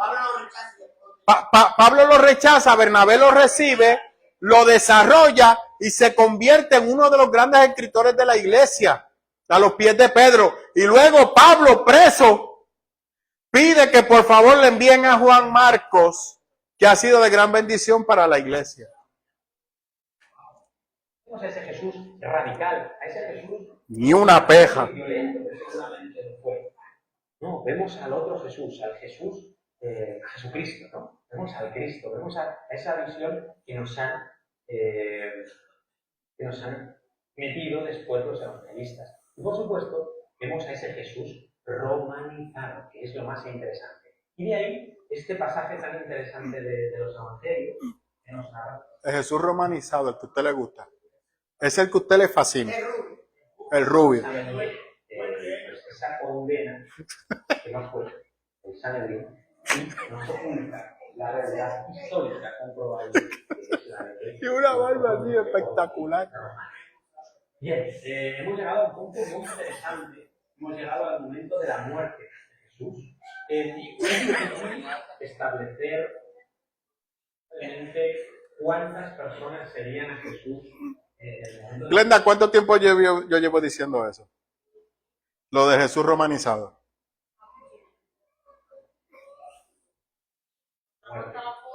Eso es correcto, pero cuando los cristianos ven esa foto la rechazan. Y las comparé en un momento histórico.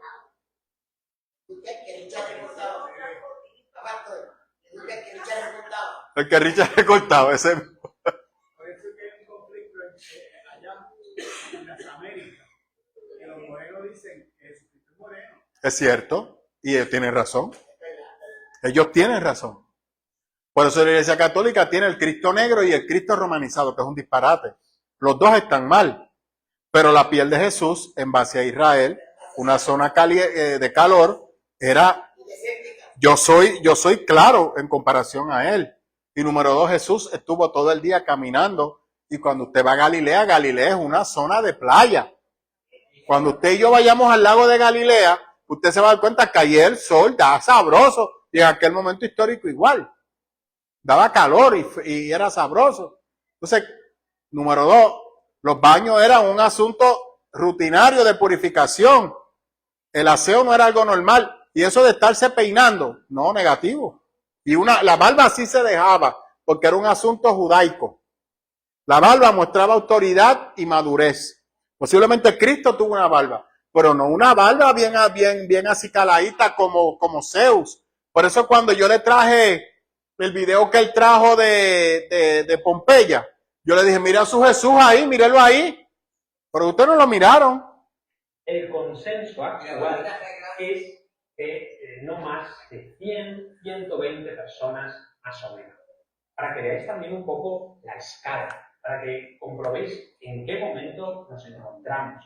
Un momento en el que este personaje no es absolutamente nadie. Jesús de Nazaret no es nadie. Eso yo lo he dicho aquí, ¿verdad?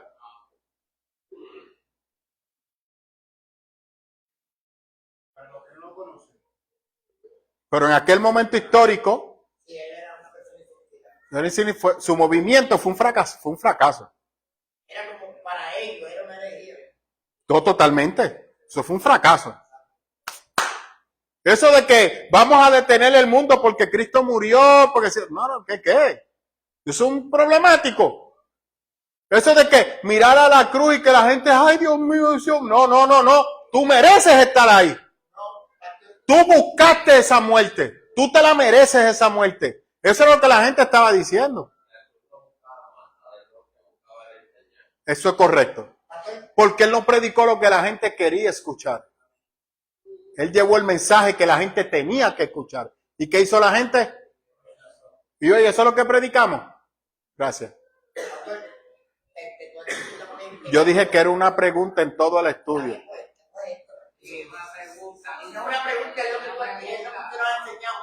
Cuando Cristo murió, usted dijo, cuando Cristo murió, los mismos discípulos volvieron a su vida normal.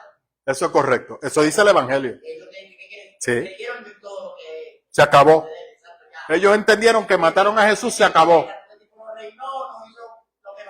El Mesías falló. Este no era. Vamos a escondernos. ¿Por qué los discípulos se escondieron? Los apóstoles. tenían temor, Porque el apoyo que le habían dado. tenían temor que como había ocurrido en los otros movimientos mesiánicos, fueran detrás de los seguidores. Entonces el temor de ellos es, mataron al líder, ahora vienen por nosotros. Entonces tenemos que escondernos. Cristo asumió toda responsabilidad por su ministerio. El único de todos los movimientos mesiánicos que asimiló su responsabilidad. El único. Cristo no la compartió con nadie. Ustedes recuerdan los hermanos del trueno. Maestro, quiero estar contigo cuando tú reines. Uno a la derecha y otro a la izquierda. Y él le dijo, ninguno de ustedes puede tomar de mi copa. A eso Cristo se refería. Era necesario que él muriera solo. Porque la muerte de ellos, en ese momento en particular, no iba a servir de nada. Pero luego ellos cumplieron su promesa. En una ocasión yo abrí un estudio sobre eso. Yo me acuerdo que yo estaba en Rincón con Rose. Y ese día la iglesia no se pudo reunir porque cayó un clase de aguacero para acá y para allá hacía un sol brutal. Y dije, Rose, pues déjame compartir esta palabra con la iglesia. Y le compartí a la iglesia de cómo Pedro, que le dijo al maestro, donde tú vayas, yo iré. Pedro lo cumplió. Porque cuando le tocó hacerlo, lo hizo. Murió en la cruz, igual que Cristo. Como hombre. Su concepto posterior después de muerte y el personaje en el que le transforman, ese sí, ese pasa a la historia como uno de los personajes más importantes de la cristiana. Este Jesús de Nazaret falló en su propósito y, hablando de que murió, pues en un momento totalmente de desánimo, en el que se le ve flaquear, ¿no? Dios mío, ¿por qué me has abandonado? Ese momento en el que vemos al Jesús hombre que ya está crucificado y que está renegando de su propio Dios, está renegando de su propia fe en ese momento. Es cierto. Es cierto lo que le está diciendo. Se sintió abandonado. Y sus acciones demuestran lo que está diciendo en la Biblia. ¿Sabes? Y tú estar solo ahí. Pero vuelvo y entra en lo mismo. Como humanos, él demostró lo que nosotros hoy en día también parecemos. Sí, pero porque entonces lo rechazamos y huimos de eso. No, porque en ese momento de dolor y sufrimiento es que él dice, Padre, perdónalo, porque no saben lo que están haciendo. Pero es un Cristo que está sufriendo. Entonces a mí me incomoda cuando la gente quiere minimizar ese evento, como si a Cristo no le doliera. Que eso fue un paseíto por el parque. Por eso es que cuando usted le toque estar en la presencia de Dios, usted no tiene excusa. Pues yo lo he dicho aquí muchas veces, usted y yo no tenemos idea de lo que representó para Jesús su nacimiento ni su muerte. Usted no tiene idea. Usted no tiene idea. A mí me incomoda cuando algunos cristianos dicen, pero él sabía que iba a resucitar.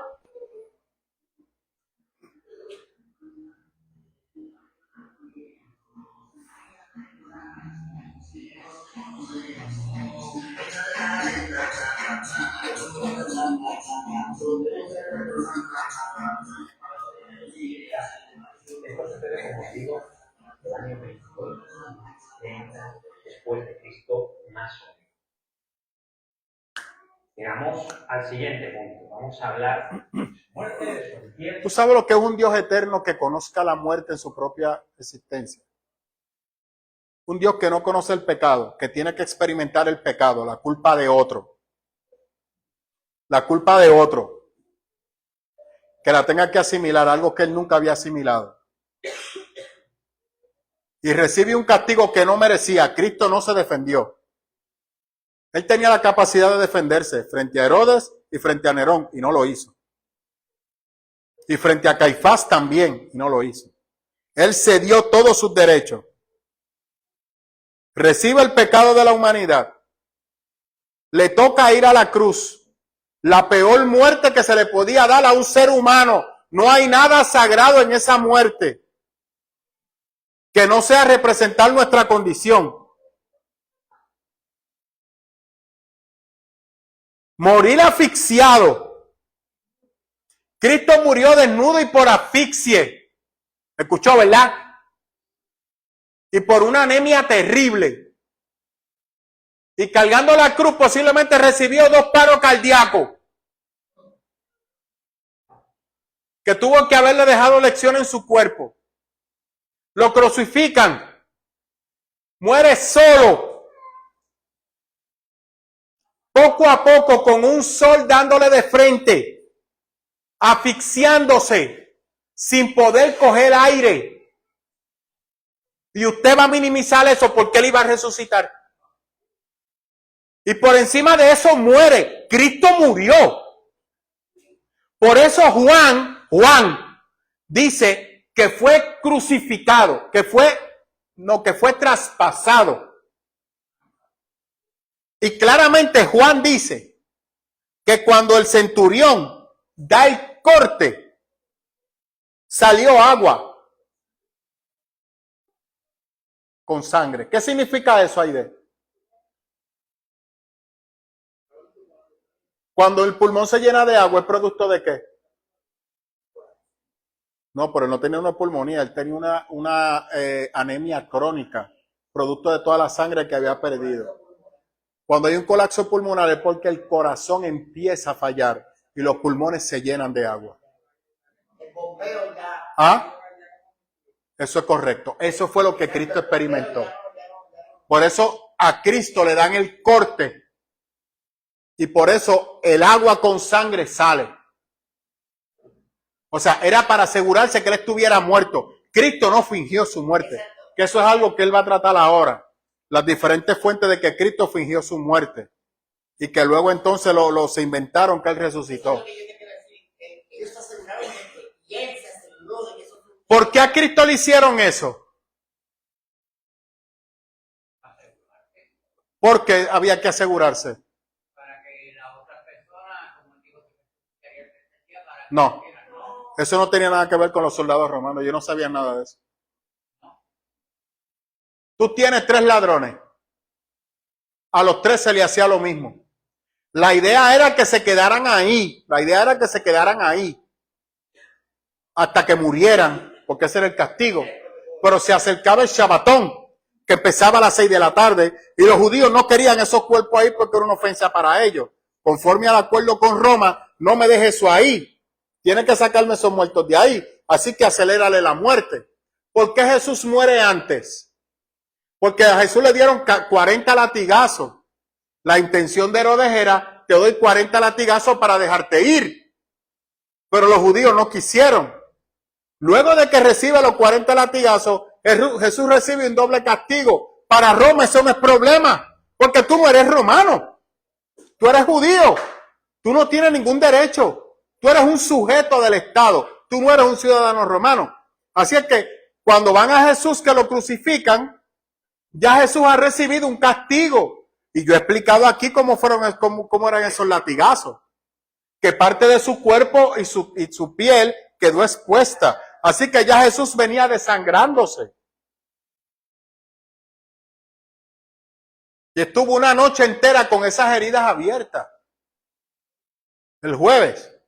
Y el viernes es que entonces lo crucifican temprano. Le dan la condena de la crucifixión. Y sale de allí a enfrentar la muerte. ¿Y usted cree que Cristo hizo eso para que la gente... Un show. ¿Y usted cree que Dios va a tener en cuenta todo eso? Y porque hay bendito, usted es buena gente y usted no quiso creer en la fe, porque eso es verdad, eso es cosa de loco y yo soy buena gente, Señor. Y Apocalipsis 20, cuando usted esté delante de Dios. Por eso este historiador está hablando de la crucifixión. La crucifixión sí pasó. Estoy loco porque llegue ese. No más. Ya. Paga crédito allí. 100 pesos al crédito. Especialmente los saduceos, que formaban en gran mayoría el Sanedrín, creían realmente que hubiera una vida eterna, más allá. Lo que pensaban... ¿Escuchó eso? ¿Qué yo le he dicho a usted sobre la visión de los judíos de la vida después de la muerte? Que no sabían nada. Yo había dado un estudio aquí sobre la muerte y lo explicaba. Que para los judíos la muerte era un silencio, porque no había nada que decir. Esa era la tradición, que el alma continuaba con su rutina. ¿Dónde iba esa alma? No sabían. Ellos le llamaban el Sheol, el lugar de la paz. Pero a saber cómo era eso y quiénes iban ahí y cómo se daba eso, ellos no lo sabían. Quien empieza a hablar de eso es Jesús. Previo a la narrativa del rico y Lázaro, no existía tal cosa, excepto un evento único en el Antiguo Testamento, en el libro de Samuel, donde Samuel viene del mundo de los muertos. Así que para los judíos, tanto las personas buenas como malas iban al mismo lugar.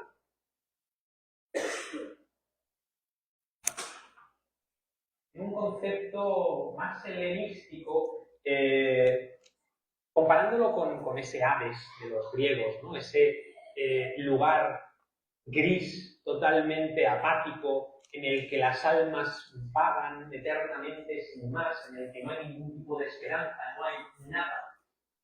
Y ese concepto existe entre los judíos saduceos, pero es mayoritario. El conocimiento mayoritario que tienen en ese momento los judíos de la otra vida es efectivamente de que sí hay otra vida, es mejor que esta que tienen en ese momento, y que efectivamente hay un juicio final y hay una resurrección posterior. Como veis, nada que no conozcamos después en el cristianismo. Hay que añadir algo. Si ellos creían en el día de la resurrección, pero no era una visión escolástica, no era una enseñanza rabínica, era una enseñanza del pueblo. De la misma manera que para los fariseos y los saduceos, la venida de ese Mesías no se iba a dar. Ellos estaban pagando una desobediencia y el sustituto de esa desobediencia era la sinagoga y el templo que por gracia de Dios se ha logrado restablecer, que es el tercer templo. Ese templo no es el segundo, es el tercero. Lo he explicado aquí antes. Entonces, por la gracia de Dios se nos ha permitido este templo. Vamos a conservar el templo porque el templo representa la presencia de Dios. Entonces, el pueblo tenía la esperanza, la gente inculta, tenía la esperanza del Mesías y el día de la resurrección, que iba a ser un día donde todos del lugar de los muertos donde estábamos, los que guardaron la ley y los que no, iban a ir delante de Dios, pero aquellos que guardaron la ley, Dios los iba a recompensar. Y entonces había una promesa. ¿Cuál promesa era? A saber, no se sabe. No se sabe. No. ¿Quién aclara eso? Para la iglesia. ¿Quién lo aclara? Pablo da unos briefs. ¿Quién termina aclarándolo? ¿En qué libro? ¿Por qué la iglesia no estudia Apocalipsis? No es un elemento generado por el cristianismo, sino que efectivamente es parte de la fe judía. Es un elemento que ya tienen los judíos en sus creencias. Entonces, efectivamente este concepto ya existe y ahora vemos a Jesús en ese momento en el que acaba de morir. Estamos en el momento de su muerte y vamos a ver cómo a través de los evangelios va evolucionando la idea de su enterramiento. Porque efectivamente los evangelios, y ahora pasaremos precisamente a comentarlo, no están escritos todos de golpe, ni por las mismas personas, ni en el mismo sitio. Están escritos de forma escalonada a través del tiempo, ahora hablaremos de fechas. Estos evangelios, empezando por el más antiguo, que es el Evangelio de Marcos, a pesar del orden canónico actual, comienza por Mateo, el Evangelio más antiguo es el de Marcos, vemos como en el Evangelio de Marcos nos menciona a José de Arimatea, y se nos lo menciona como un hombre justo que entierra a Jesús en una tumba. Nos habla Marcos de que Jesús de Arimatea fuera un seguidor de Jesús, que lo entierra en su tumba para esconderlo. No. Habla de que lo entierra en una tumba. Y es que las autoridades judías en esa época se hacían cargo de enterrar a los personajes ajusticiados, a los condenados, ejecutados, se encargaban de enterrarlos y se les enterraba en fosas comunes, normalmente muy cerca del patio.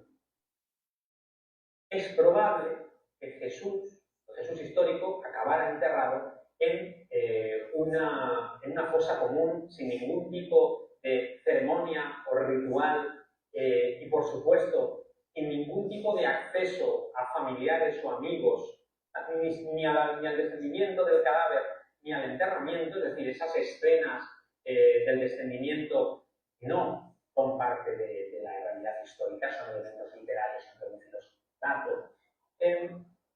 Y, bueno, pues tenemos ese momento que en los evangelios posteriores, puede ser Juan, que es el último, ya sí nos habla, por ejemplo, Lucas, nos habla de José de Arimatea como un seguidor oculto, secreto de Jesús, que lo entierra en su tumba. Entonces, claro, esto no cuadra, ¿no? Es una narración que es realizada a posteriori y efectivamente en los Hechos de los Apóstoles se puede entrever ese concepto que os comentaba de que Jesús seguramente fue enterrado en una fosa común. Se perdió, definitivamente. Entonces, ¿qué es lo que ocurre aquí? Y llegamos ya al domingo de resurrección. Llegamos al momento de la resurrección canónica. ¿Qué pasa ahí? Claro, y estamos hablando de que ni familiares ni amigos tuvieron acceso seguramente al cuerpo. ¿Qué hablar de resurrección? Y esto también lo vemos evolucionando a lo largo del tiempo en la escritura de los evangelios. Hay cuerpo, no hay cadáver que llorar. Familiares y amigos no asumen realmente que Jesús ha muerto. Psicológicamente, y esto lo vemos en terribles casos de asesinatos en los que no aparece el cadáver y las familias se pasan años y años buscándolo porque tienen una mínima esperanza de que aquella persona esté viva. Esto es lo mismo. Psicológicamente no se inicia el duelo si no hay un cuerpo que enterrar, porque ya ha quedado en la fosa común sin poder acceder y tener ningún tipo de contacto con él. Ahí comienza esa idea de que alguien, que Jesús, sigue entre nosotros, sus seguidores, entre sus amigos más cercanos, que Jesús está vivo en espíritu.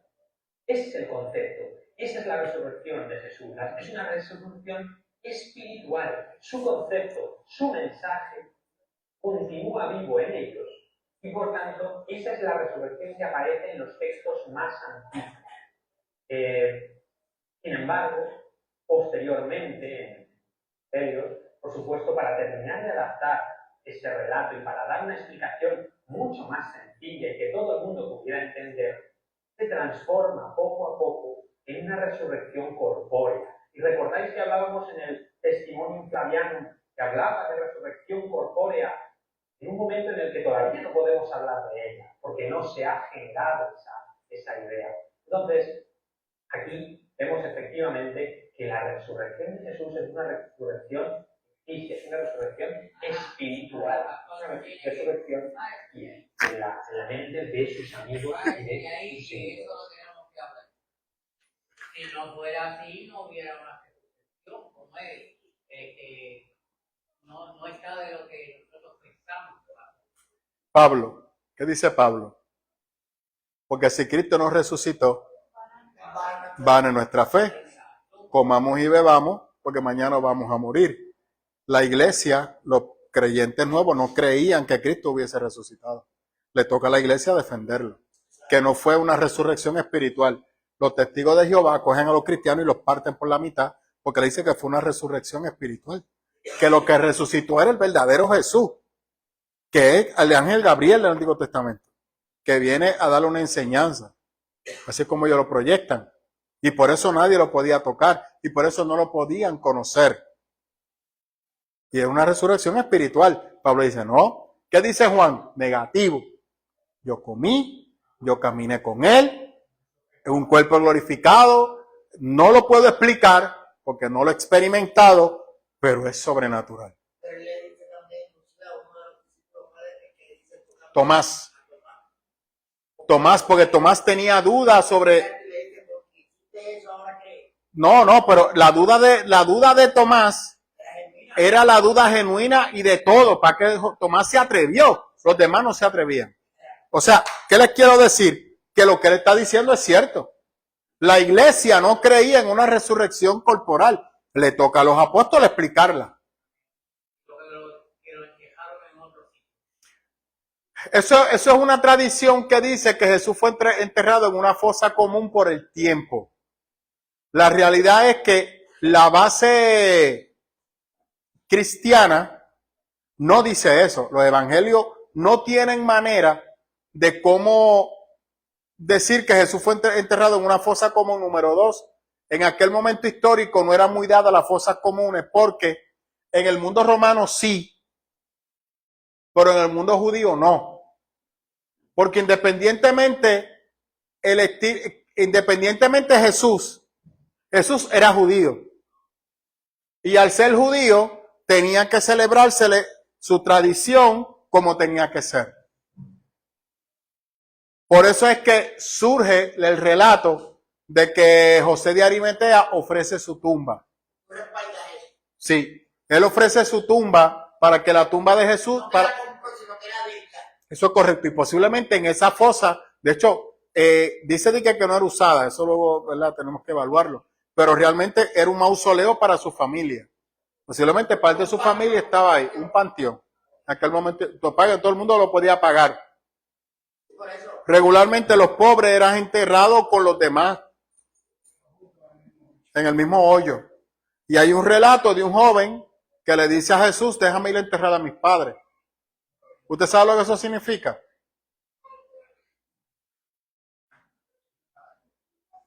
No.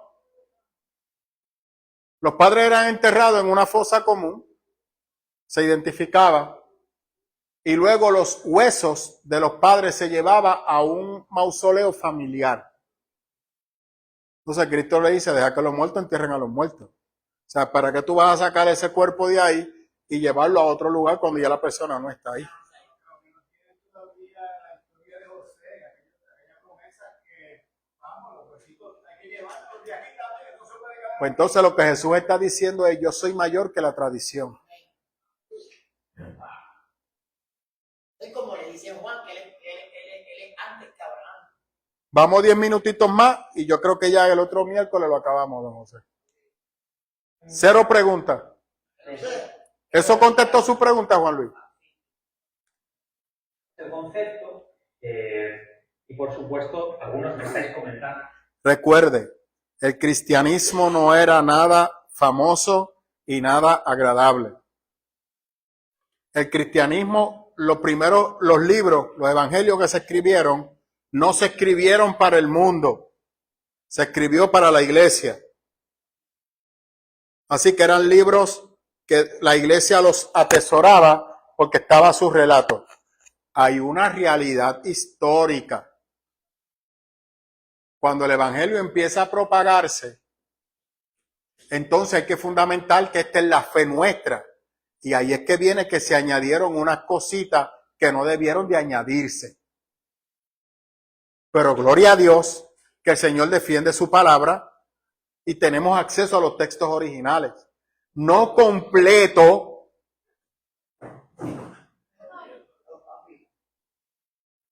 pero en retazo, en pedazos. Pero podemos formar el evangelio. ¿Me siguen? Lo podemos formar.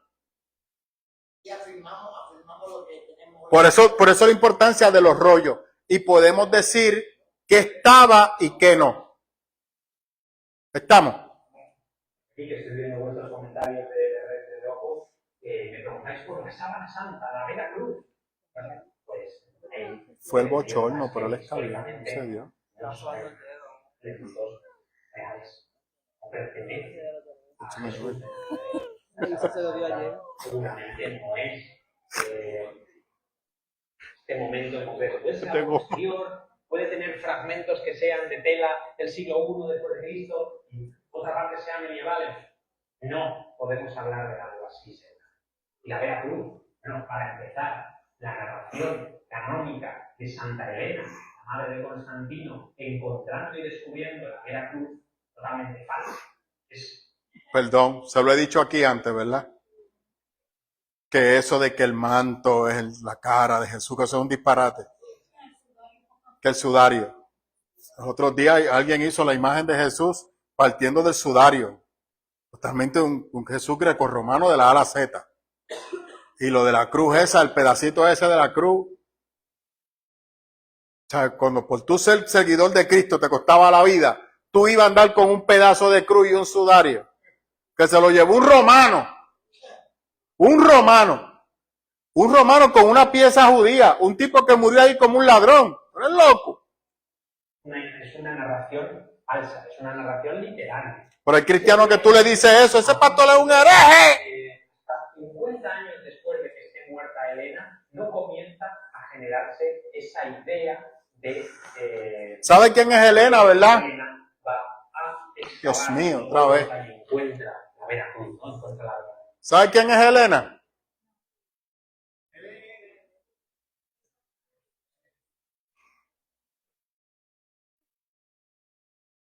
Elena era la madre de Constantino.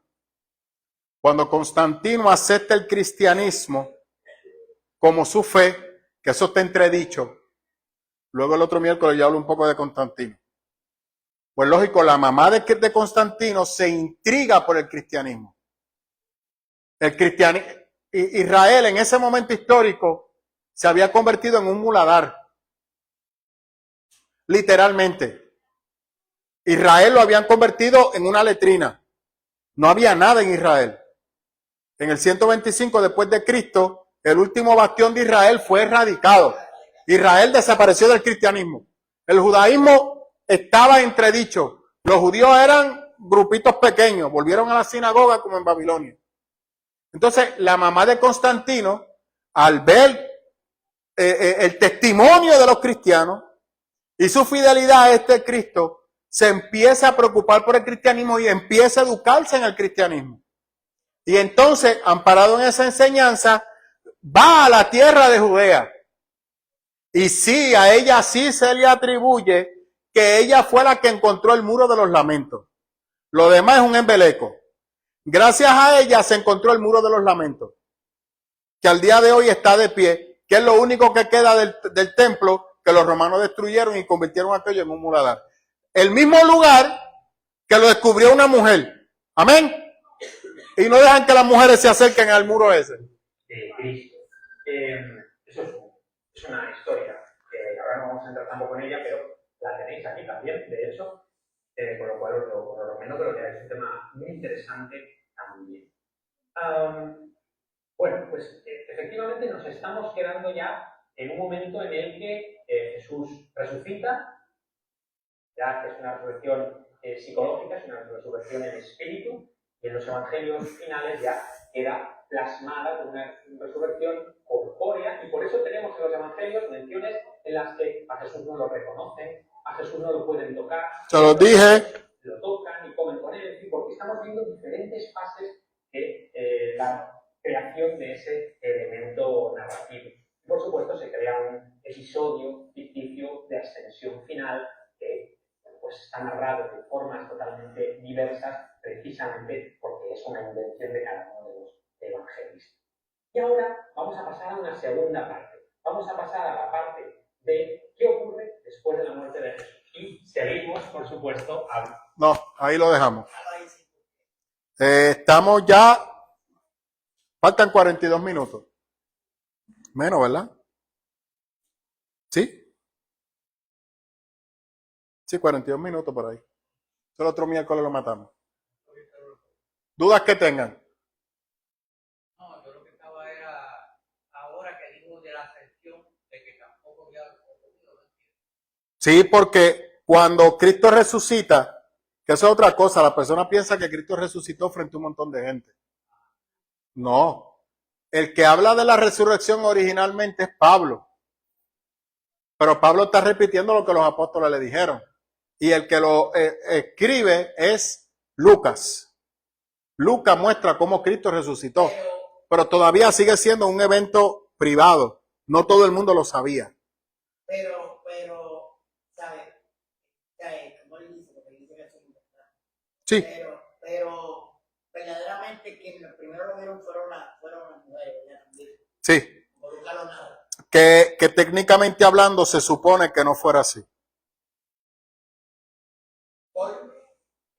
Porque eran unas mujeres y las mujeres no tenían credibilidad. Que a mí me pregunta que dónde estuvo él en esos 3 días. ¿Cómo en esos 3 días? Antes de Bueno, Lucas es el único que da una narrativa que dice que él fue a los confines de la tierra. Pero Cristo estaba cumpliendo la profecía que le dijo a los apóstoles, que al tercer día iba a resucitar. ¿Por qué al tercer día? Porque si duraba 4 días, ya iba a estar Eso es correcto, su cuerpo se descomponía.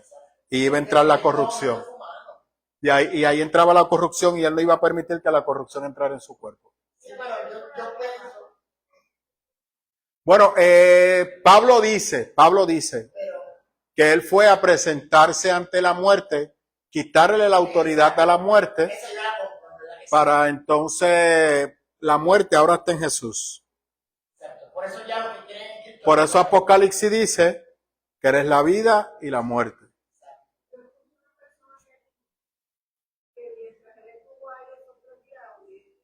Le predicó que la doctrina. No, Cuando él resucitó, otros resucitaron con él. Yo he escuchado el disparate que Cristo va a predicarle a los que están allá abajo en el infierno, lo cual es un disparate. ¿Por qué es un disparate? Porque la palabra infierno en aquel momento histórico no existe. Eso lo desarrolla Dante después. Por eso claramente se habla del Hades y ellos hablan del Sheol. Los judíos hablan del Sheol y del Hades. Y el Hades es una visión grecorromana. Para ellos era el Sheol, el lugar donde descansaban los muertos. Pero realmente no, literalmente Cristo estuvo muerto 2 días y su alma estuvo ahí. Porque para los judíos no hay separación de alma, cuerpo y espíritu, no está don Víctor. Así que él estuvo allí en esa tumba. Se acabó. Gracias, don José. No hay break. No, que cumplir la promesa, Antíote. Eso fue arriba. Claramente se dice en la narrativa de Job y el rico, de Lázaro y el rico, pero se contradicen. Los que han sido salvos antes de Jesús fue porque mantuvieron un corazón limpio y guardaron la ley. Por obediencia. Eso es correcto, por obediencia a la ley. Hicieron lo contrario, ya usted sabe dónde están. ¿Dudas, preguntas que tengan? ¿Les gusta el estudio? Él dice que para este tiempo era difícil ser cristiano, pero para este tiempo también. Bueno, luego de que estudiamos Apocalipsis, sí, pero ahora mismo el cristianismo moderno, los retos que nosotros enfrentamos hoy, no son comparados con los de ellos, pero me refiero que nosotros, por ejemplo, lo que yo con frecuencia digo, la gente busca una iglesia que cubra sus necesidades. Eso es correcto. En aquel momento no había muchas iglesias, no habían congregaciones. Ahora yo estoy aquí hablando de estudiar la palabra, usted no le gusta eso, usted se enzorra, usted coge y se va por otra iglesia. Ahí hay alabanza y danza, se cansa de esa y se va para otra. Hasta que usted encuentre una iglesia donde usted se sienta cómodo y ministrado, conforme a mi necesidad. Entonces, ¿soy salvo? Bueno, yo... ¿Soy salvo? No. Entonces, en aquel momento histórico, era una sola comunidad de fe. No había más. La opresión era de fuera. Así que es más fácil resistir la presión de afuera porque tengo mi comunidad de fe que me va a recibir como uno de ellos. Pablo dice al que se está portando como una joyita, que se casó con la mujer del país. Sí, que mira, tíralo en manos de Lucero, a ver si al sentirse sin el apoyo de la comunidad de fe, entra en razón y vuelve a Cristo, al ver cómo va a ser tratado allá. Aquí no. Aquí yo busco una iglesia y regularmente, ¿qué hacen las personas cuando ven que la iglesia se está llenando, no se ponen a ver de dónde vienen esas personas, se alegran porque hay avivamiento en la iglesia. La iglesia se está llenando. Y hay unas estadísticas horribles que el mismo José Martínez con frecuencia dice que la iglesia en Puerto Rico han dejado de crecer. La gente lo que hace es moverse de iglesia en iglesia.